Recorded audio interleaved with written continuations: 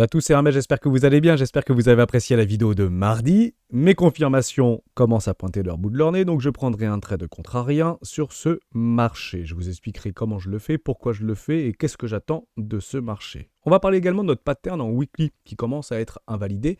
Est-ce que ça pourrait remettre en cause ou pas notre play? Oui, complètement. Donc éventuellement on agira en fonction de ce que l'on voit et non pas en fonction de ce que l'on croit. Les options du 22, c'est demain. Eh ben, il semblerait qu'on soit pile dessus, donc peut-être qu'on reprend l'idée des max pain price du côté des market makers, on va également en parler. La zone des 50 000 $ à défendre coûte que coûte avec des bloqueurs en weekly, et c'est clairement là que je prendrai mes tech profits si le marché venait à moi. Je serai extrêmement patient, bien sûr, on n'expose pas l'intégralité d'un capital sur une idée de trade, moins de 1% sera complètement suffisant, on en parle maintenant. Avant de commencer, je vous invite toujours à rejoindre le Discord des rois du marché. Vous trouverez le lien dans la description. À l'intérieur, une documentation qui s'appelle la stratégie des 4 rois. N'hésitez pas à l'utiliser, vous en imprégner, vous en inspirer pour vous aussi trouver votre propre style d'investissement, que ce soit sur le court, moyen, long terme, voire très long terme. J'utilise depuis plusieurs années. C'est plutôt une stratégie d'investissement et de risk management, que ce soit sur les marchés traditionnels ou cryptoactifs. Elle est complètement gratuite. Discord, lien dans la description, directement dans documentation du côté du Discord. Bon, c'est plutôt pas mal ce qu'on avait observé, on avait déjà travaillé ça avec une petite chasse à la liquidité, on est parti exactement combler le déséquilibre de marché sur des time frames en 4 heures dans une zone de rechargement d'achat, et on tente les breakouts, et d'ailleurs, peut-être que certains d'entre vous l'ont vu, avec un magnifique petit biseau descendant. Et honnêtement, il était plutôt propre celui-là en 4 heures, regardez, je vous le mets ici comme suit, on va le descendre juste là, et regardez à quel point c'est juste formidable. Bon, les objectifs par rapport à ce canal de biseau descendant sur des time frames en 4 heures, je prends le haut du canal, je vais aller chercher ici par rapport au breakout, zone de rechargement de vente logique. Pensez à moi, ici, un trade sera pris contre tendance, en sachant qu'actuellement nous sommes dans un range, ou en tout cas on tente de définir et de dessiner des bandes de range, avec une bande de range basse ici, une bande de range haute au niveau des 74-73 600 $, proche des GTH. Si on vient clôturer ici en weekly, c'est plutôt boule, attention réintégration. Si on vient clôturer en weekly à 64 500 $, première alerte, ici 59 000 $, c'est direction le premier arrêt, mais pour l'instant, il semblerait qu'il y ait des demandes acheteuses ici. Et surtout, peut-être des personnes avec une forme de polarisation, c'était assez drôle par rapport au nombre de vendeurs à découvert qui se sont positionnés dans ce petit play baissier. Bon, généralement, on ne fait pas gagner tout le monde, on va d'abord les chercher, et je serai donc la contrepartie de leur liquidation, en sachant qu'il y a beaucoup de liquidités en attente au-dessus là, des 70 000 $, et je vais vous montrer juste après, c'est là-dessus que je me montrerai contrepartie personnellement. Juste avant d'avoir quelques bloqueurs un petit peu dynamiques et de regarder tout ce qui se passe sur ce marché et comment on va pouvoir prendre ce play. J'aime bien le jeudi, alors généralement c'est le mardi qu'on le fait, mais jeudi on fera un petit peu de trade. C'est plutôt intéressant de l'observer. Regardez ça, c'est assez chouette. Weekly, on en a parlé mardi. Ce qu'on ne voulait pas en fait observer, je ne vais pas passer plutôt sur celle-là, je ne vais pas aller sur l'index. Ici, vous aviez en fait potentiellement bear, si on vient clôturer en dessous des 64 179 $, on vient de le réintégrer. Donc si on clôture ici, on délimite des bandes de range et on peut y rester plusieurs heures, plusieurs jours, voire peut-être plusieurs semaines. Je ne connais pas l'avenir. Mais il y a un play clairement à jouer ici par rapport à cette premier doji ici d'une shooting star qui est en fait une bougie d'alerte, si vous voulez, ou un doji de retournement potentiel. Si on vient clôturer ici, il n'y a plus trop de questions à se poser. Pour moi, on ira très probablement combler le déséquilibre de marché sur les 51 000 $. Et c'est donc ce que je vais jouer. Si je repars sur une time frame un petit peu plus sympa, j'ai toutes mes confirmations, quasiment toutes mes confirmations, notamment en 4 heures, avec des magnifiques divergences qui se sont complètement confirmées, notamment en 4 heures, et en daily avec cette structure, ici sur notre RSI, notamment en 14 périodes, avec une divergence notamment sur celui en 21 périodes, juste là. Bon, moi je prends pas celui-là, je prends généralement les pullbacks.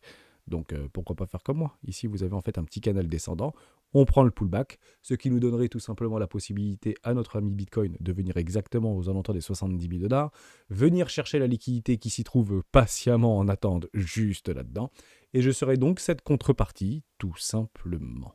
Bon, voilà comment je vais le jouer, j'ai envie de le jouer, je vais le jouer, et confirmation bien ou billet temporel, j'utilise généralement les options elles sont juste ici, au niveau du 22 mars. Alors c'est assez drôle, peut-être que le Max Prime reprend ses droits ici, par rapport aux 67 000 $, où on se trouve actuellement, donc ce sera les expirations de demain matin.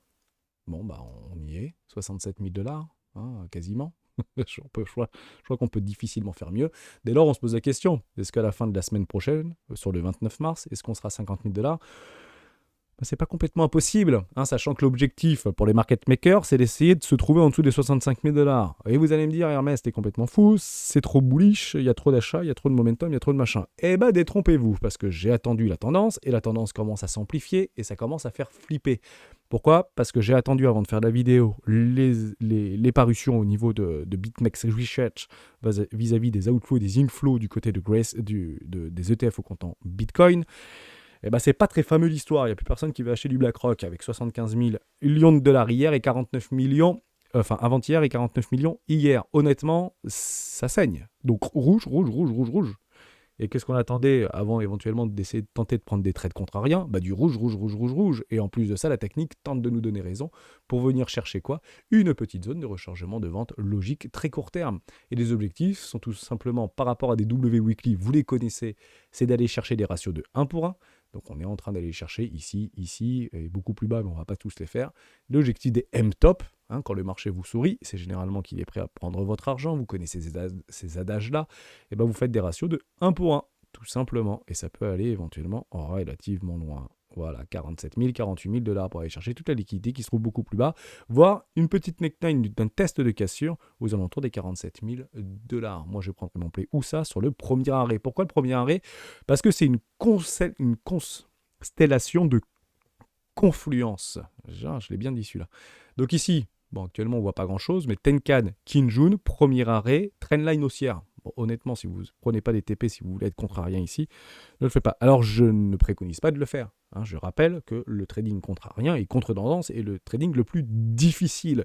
Et vous comprenez bien que dans cette situation de marché, prendre un trade en vente à découvert, avec même 0,5% du capital trading, bah c'est difficile et c'est émotionnellement ardu. Pourquoi? Parce que le momentum est extrêmement bull sur des grandes time frames. Et généralement, les trades les plus ardus sont généralement les plus rémunérateurs. Et je ne dis pas en termes de rémunérateur, en termes d'argent, je dis rémunérateur en termes d'accomplissement, tout simplement. En termes d'ajout de trade, si vous voulez, de multiplication. Je ne sais pas comment trop le dire, mais vous m'avez compris.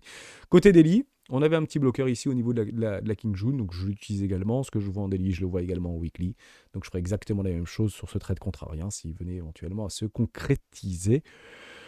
Maintenant, je ne dis pas que je vais le faire debout sur la table, je dis juste que j'attends mes confirmations et j'ai déjà 3 de mes confirmations. Donc pour moi, c'est réellement suffisant pour pouvoir éventuellement initier une continuité de dégradation par rapport à ce marché. Également, une autre raison, c'est que les fundings sont revenus plutôt à la moyenne ici. On a réussi à bien dégrader au niveau des fundings. Ça veut dire quoi? Ça veut dire qu'il y a autant de vendeurs à découvert que d'acheteurs ici. Je pense que si on va déloger la poche de liquidité qui se trouve aux alentours des 70 000 dollars, je pense qu'on va probablement encore voir des fundings augmenter. Et j'aimerais revoir en fait des open interest qui reviennent aux alentours des 14 milliards par rapport au crypto total et revenir aux alentours des 40 milliards ou un tout petit peu moins des 40 milliards par crypto total et crypto total 3 ici, pardon. Donc hors Bitcoin et Ethereum. Pour moi, encore un petit peu trop d'open interest. Je pense que la liquidité se trouve de façon prépondérante au sud. Donc on va aller la chercher et je ferai la contrepartie pour éventuellement prendre mes profits. Voilà, pas plus de choses à dire. Il y a aussi des techniques de hedge qui peuvent être mises en place là-dessus. Vous connaissez l'histoire. Vous pouvez très bien vous hedger. Alors c'est un petit peu compliqué de se hedger ici dans un milieu de range. Donc attendez éventuellement une petite zone de rechargement de vente. Et si jamais le cours venait à faire ça, et à ce moment-là, vous coupez votre hedge. Donc perdre, je ne sais pas combien de pourcents, mais c'est quasiment que dalle. Voilà, perdre 5%. C'est pas très très grave, mais ça peut être aussi des bonnes idées. Voilà, je l'aurais très probablement pas pris, je vous l'aurais très probablement pas dit si je voyais pas du rouge ici. Et ça fait des semaines que je vous dis, si je commence à avoir rouge, ça commence à être compliqué. Donc on va pas attendre d'avoir 10 trucs en rouge avant de se retrouver à 50 000 dollars pour dire, bah ouais, mais bon, on l'avait vu, on l'avait dit, et c'est même pas on l'avait cru, c'est on l'avait vu. Donc comme on le voit, pourquoi pas le jouer, Et on tente de jouer toujours ce que l'on voit et non pas ce que l'on croit. Voilà pour ça. J'ai pas plus de choses à dire du côté de la technique. Vous avez mon play. On peut en discuter si vous voulez avec grand plaisir sur le Discord si ça vous intéresse. Mais il y a pas mal de super trucs à prendre. Et puis bien évidemment, je vais vous montrer un ratio de 1 pour 1, mais celui-ci est encore plus joli. Et évidemment, c'est clairement ce que je vise avec un ratio de quasiment 4 pour 1 sur un trade contraire. Donc je le hedge pas. Sachant que sur pas mal de nos crypto-actifs préférés, si on commence à perdre le momentum, ça va très probablement saigner, même si on commence à avoir des plus 10%, plus 20%, etc. C'est génial. C'est clairement de la volatilité de court terme. On le sait bien qu'on rentre dans des événements de liquidité avec de la volatilité de court terme qui est assez prépondérante actuellement. Donc, c'est de la boucherie. On peut parler aussi de la machine à laver. Il faut juste jouer ses plays pour être le plus émotionnellement conditionné et ne pas être soumis à ses émotions tout simplement, et croyez-le ou non, mais je le suis clairement pas, mais quand je le vois, je les joue tout simplement. J'espère que je vous ai aidé là-dessus.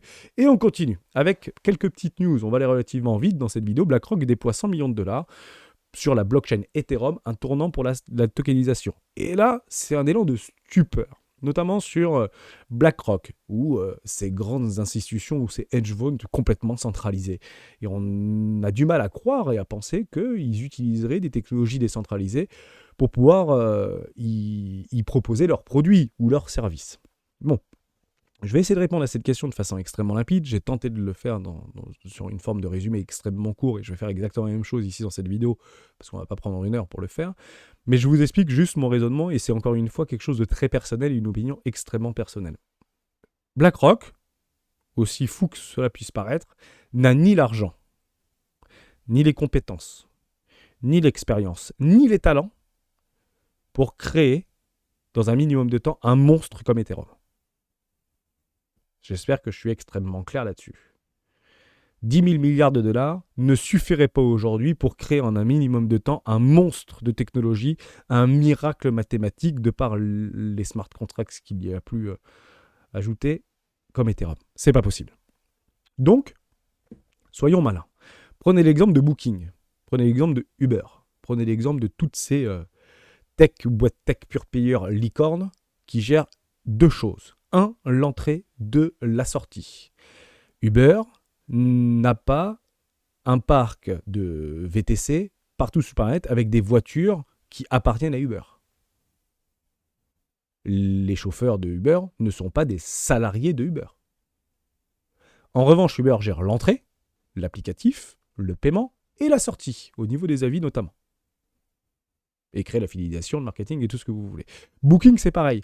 Booking n'est pas garant et n'est pas propriétaire de 172 000 hôtels en France. C'est faux. Ou 164 millions d'hôtels dans le monde. C'est faux. En revanche, il gère 2 choses. L'entrée et la sortie. Quand on dit l'entrée, c'est généralement le paiement. BlackRock va faire exactement la même chose. Et c'est comme ça, en fait, que ce nouveau monde se crée. On gère l'entrée, on gère la sortie. Et on se repose sur quoi? On se repose sur de l'existant. Alors vous allez me dire, un hôtel ou une voiture, c'est pas décentralisé. Ouais, mais ça ne vous appartient pas. Et c'est libre de droit. En fait, ça appartient à tout le monde ou à son propriétaire, si on parle de code d'une voiture, ou éventuellement de l'hôtel, bien évidemment. Mais ça peut aussi appartenir à un consensus. Évidemment. On comprend bien que Ethereum est quelque chose quand même de relativement formidable pour la simple et bonne raison que c'est un outil gratuit. Open source. Alors, son coût d'utilisation d'un point de vue transactionnel coûte de l'argent pour le fonctionnement, notamment des fees, et notamment le token qui permet de faire fonctionner et de garantir la décentralisation et la sécurité de cette blockchain. Mais n'importe qui sur cette planète peut créer des applicatifs sur la blockchain Ethereum. C'est open source et c'est gratuit. On peut même proposer des modifications. Vous pouvez proposer des modifications. Ça ne veut pas dire qu'elles vont être validées, mais ça veut dire que vous pouvez les proposer. N'importe qui sur la planète peut proposer des modifications sur la blockchain Ethereum. Comprenez-le comme ça. L'objectif de BlackRock, ce n'est pas de posséder Ethereum. L'objectif de BlackRock, c'est de posséder l'entrée, de gérer, de contrôler l'entrée et la sortie. Dès lors, il faut comprendre que toutes ces blockchains d'infrastructure ne cèdent qu'à une seule chose. Solana, Ethereum, Atom Cosmos, Polkadot, Ada Cardano, tout ce que vous voulez, toutes ces blockchains d'infrastructure ne servent qu'à garantir la sécurité des transactions. Ni plus ni moins. Sécurité. Et BlackRock n'a très probablement pas envie d'injecter des centaines de millions, voire de milliards de dollars pour juste créer un espèce de copycat, même si open source, d'Ethereum, pour le gérer et d'en faire un truc centralisé. Ça ne fonctionnera tout simplement pas. Voilà. Donc autant rester centralisé, et à ce moment-là, on ne parle plus de tokenisation, évidemment. J'espère que je vous ai aidé dans cette représentation. C'est encore quelque chose, une fois, de très personnel, mais vous n'êtes pas obligé de posséder ou d'être à l'origine et d'être partie prenante de quelque chose, alors que vous pouvez très bien contrôler l'entrée et la sortie, et c'est vous, finalement, à la terme, qui aurez tout simplement gagné. Bon, voilà, j'espère que je vous ai aidé. Néanmoins, par rapport à ça, il y a une deuxième news qui est passée, c'est celle-ci. ETH. La SEC repousse sa décision sur les ETH Ethereum Spot, Dashdex et de ARK21 Shares. Bon, je vais vous le dire en toute franchise. Il y a une particularité chez la SEC, c'est que, au grand jamais, elle n'a validé en amont d'une échéance définitive quoi que ce soit. vous prenez les ETF au comptant de Bitcoin, c'était bien évidemment les dernières échéances de validation, soit d'annulation, soit de rien, ou d'acceptation, au niveau notamment de ARK et au niveau de Franklin. Donc il est allé jusqu'au bout du bout, c'était début janvier là, enfin il y avait encore 2 jours encore, ou peut-être un jour, je ne sais plus trop, par rapport aux échéances et aux dates limites. Bon, partez du principe que les dates limites du côté des approbations Ethereum, c'est en mai. On les voit ici, hein, c'est très limpide. Donc par rapport à Vantech, c'est le 23 mai. Après, par rapport à Archimedes, c'est le 24 mai.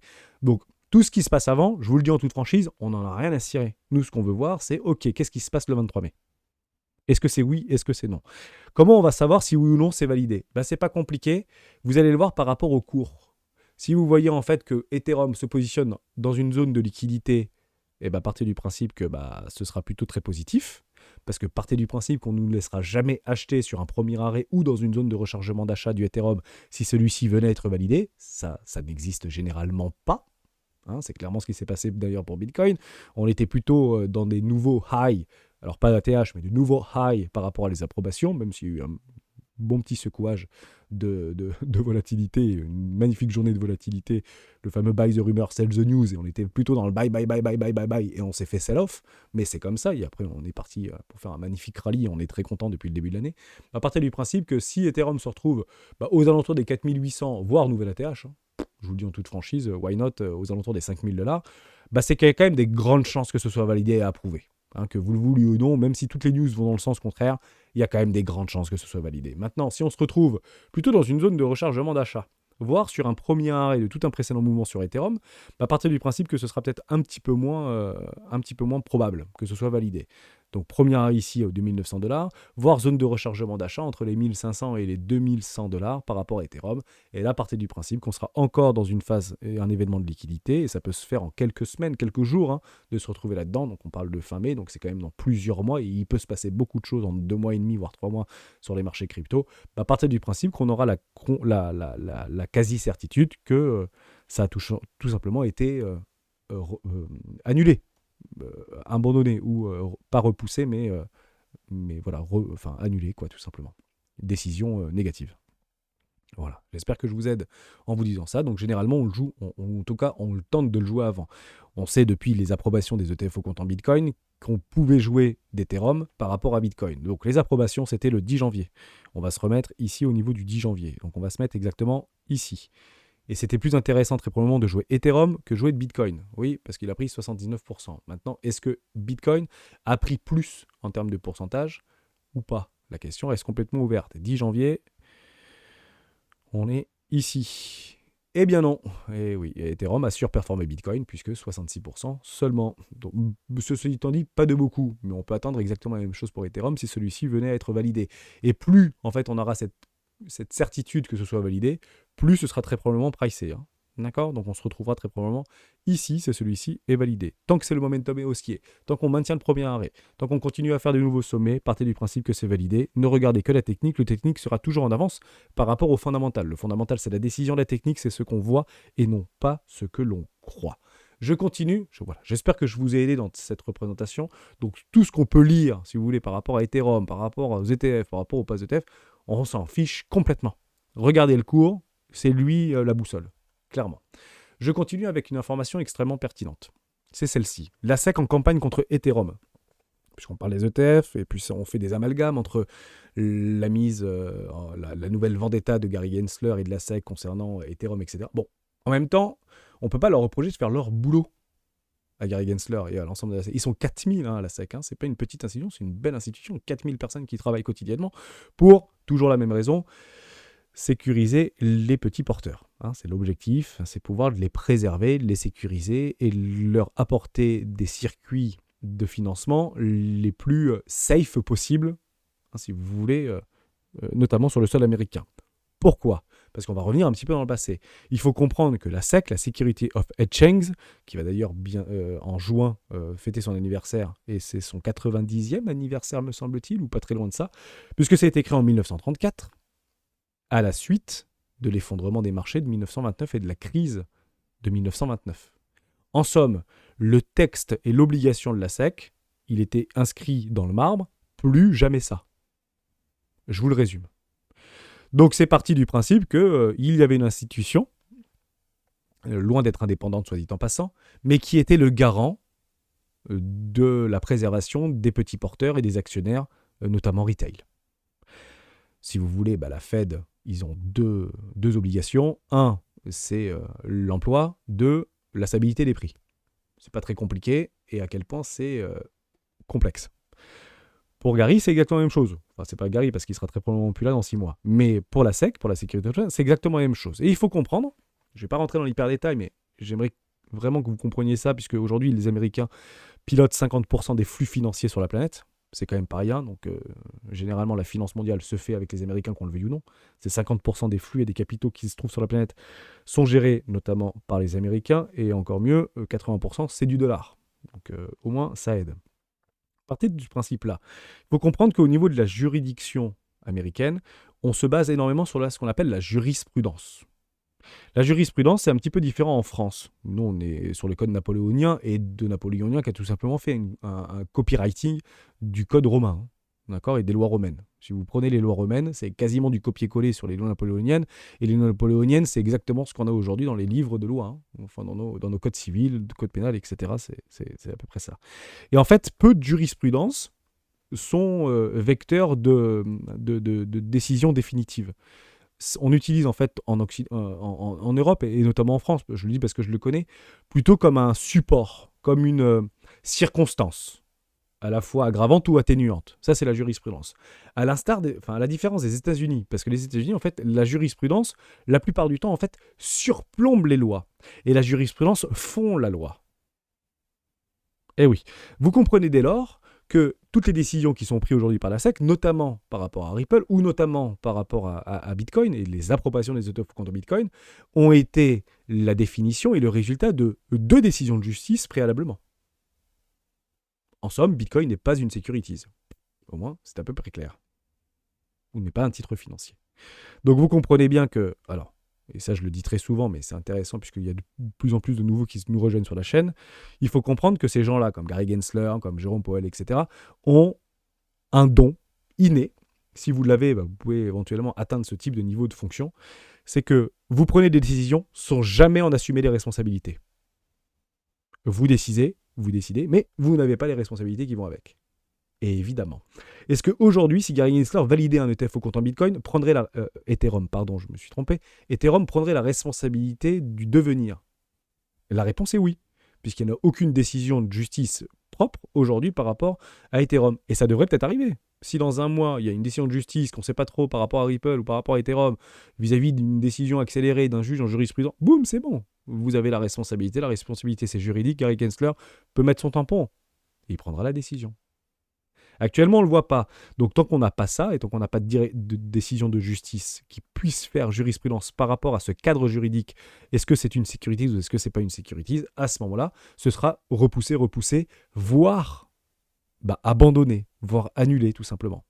Une décision négative, puisqu'on n'aura pas en fait ce support juridique-là. Et je le pense réellement. Après, encore une fois, c'est très personnel.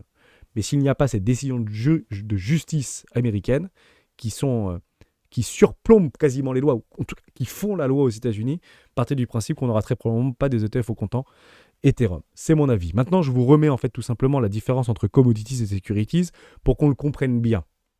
Et on pourra revenir par rapport à ce magnifique procès de 1945-46, par rapport au test de Howey qui a été créé en fait par la suite, qui le reprend d'ailleurs du côté de Cryptost, ou de beaucoup de papiers.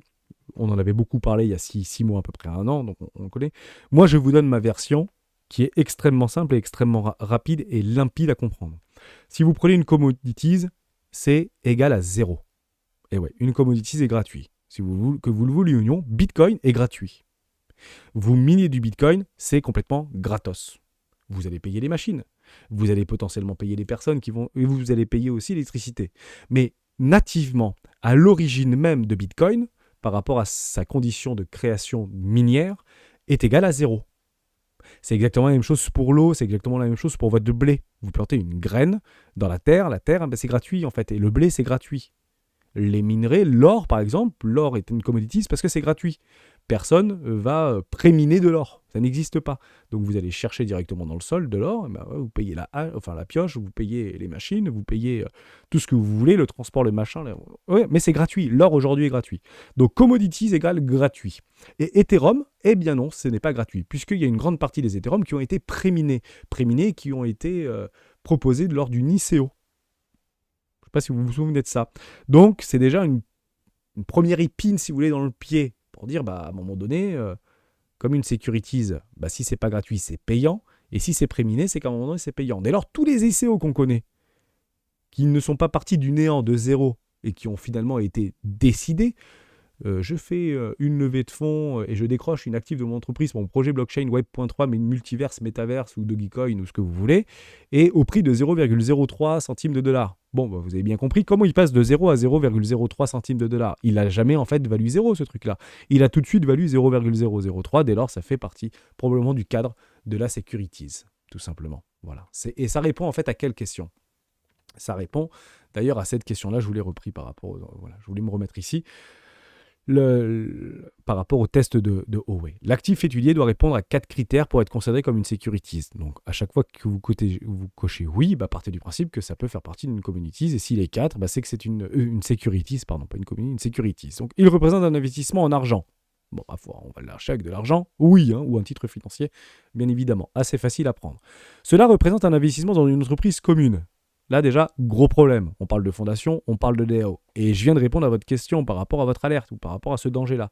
Gary Gensler, il n'est pas en train d'attaquer Vitaly Buterin, il est en train d'attaquer la fondation.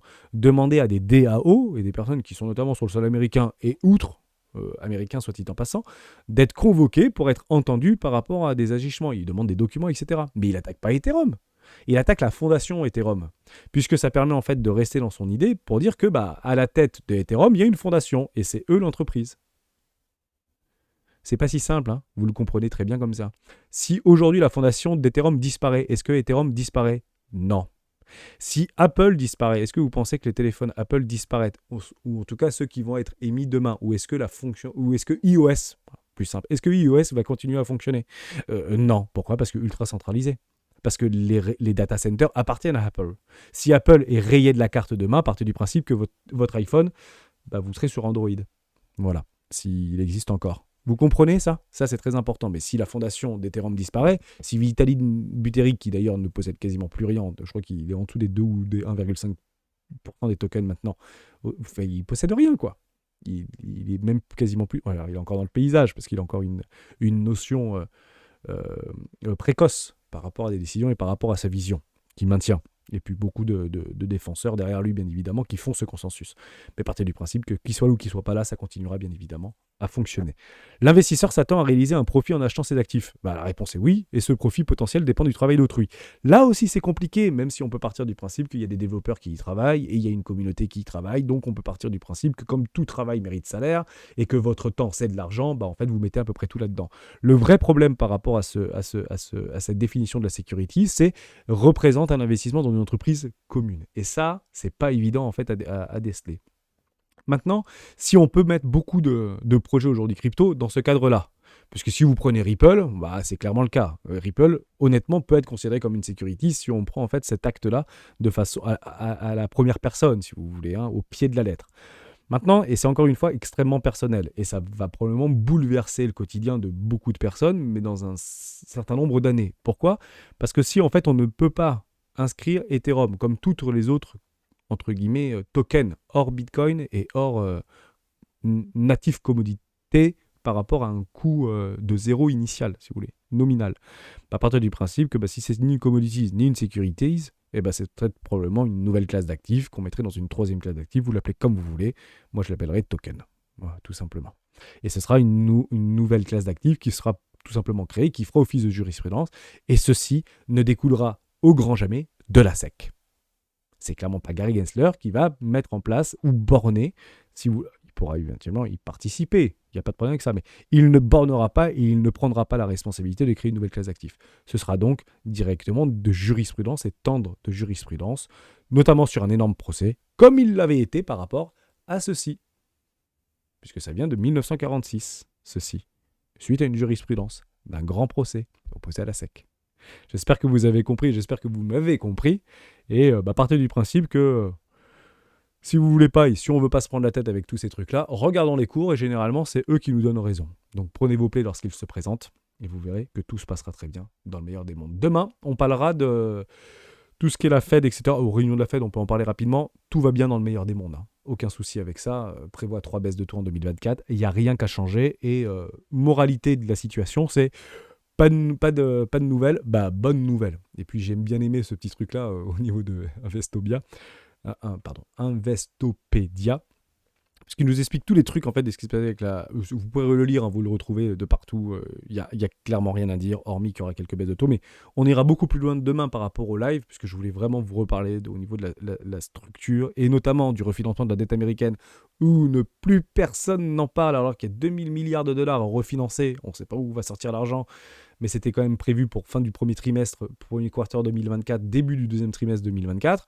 Bon, c'est quand même fin mars, et il semblerait qu'on ait trouvé 2000 milliards de dollars pour refinancer cette dette américaine. Bon, personne n'en parle, c'est que tout va très probablement très bien, et je vous répondrai à ça, et j'aimerais apporter ma pierre à l'édifice par rapport à cette situation, et pourquoi personne n'en parle. Et j'ai trouvé ça très drôle, puisque à la fin du truc, c'est monter à bord du train des cryptos avec la bonne plateforme. Moi, la bonne plateforme, je l'ai probablement trouvée, elle s'appelle BitGet, on a mis un partenariat ensemble il y a quelques semaines, voire quelques mois en arrière, et pour toutes celles et ceux qui souhaitent s'inscrire, n'hésitez pas à venir vous inscrire, à rejoindre la communauté, hein. Par rapport à, vous êtes je crois quasi un peu plus de 200, plus de 250 de la communauté à vous être inscrits, et j'offre à toutes les personnes qui s'inscrivent via mon lien d'affiliation 25 $ en USDT, c'est une petite bonification, un petit bonus, tout simplement en spot, et vous en faites clairement ce que vous voulez.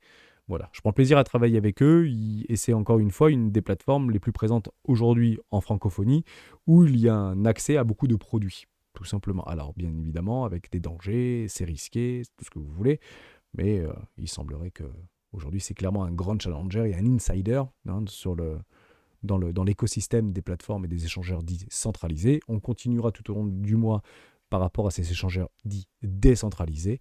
Et je le dis et je le redis, même si je dis que je ne le dirai pas à chaque fois, mais je vais quand même le redire, partez du principe qu'on a toujours été embêté, notamment en France et en Europe, avec des plateformes qui sont arrivées, qui sont très probablement très bien, et qui existent encore depuis 2017, 2016, 2018. Hein. Donc il n'y a pas vraiment de doute à avoir par rapport à celles-ci, si elles ont réussi à passer la guerre du feu sur les 2022-2023. Mais malheureusement, c'est pas dit qu'on pourra encore s'inscrire sur ce type de plateforme pour diversifier, pour ne pas mettre tous nos œufs dans le même panier. Donc, pensez à vous inscrire quand même si vous ne le faites pas de façon quotidienne et que vous ne tradez pas tous les jours. Ça prend franchement 3 minutes pour s'inscrire. Faites-le, et comme ça, vous serez tranquille si jamais BitGet se voit éventuellement repoussé du secteur de l'Europe, ce qui n'est pas complètement possible, puisque c'est très difficile en Europe de pouvoir proposer des contrats futurs, des contrats options, du copy trading, des trucs comme ça, des bots de trading, puisque la réglementation est extrêmement stricte. Je ne dis pas que c'est pas bien, je dis juste que c'est contraignant pour celles et ceux qui sont plutôt déjà dans une situation expérimentée et qui cherchent tout simplement à avoir des outils et des solutions très performantes. Je vous laisse là-dessus, j'espère que je vous ai aidé. On se retrouve demain pour le live des rois du marché.